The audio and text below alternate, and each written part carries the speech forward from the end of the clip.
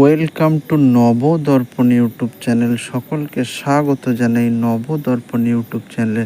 Friends, এখনও পর্যন্ত যারা আমাদের চ্যানেলটি সাবস্ক্রাইব করেননি, অবশ্যই আমাদের চ্যানেলটি সাবস্ক্রাইব করে আমাদের পাশে থাকুন।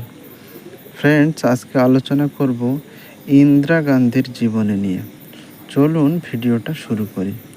ইন্দিরা প্রিয়দর্শিনী গান্ধী ছিলেন একজন ভারতীয় রাজনীতিবিদ, ভারতীয় জাতীয় কংগ্রেসের প্রাক্তন সভানেত্রী এবং ভারতের তৃতীয় প্রধানমন্ত্রী।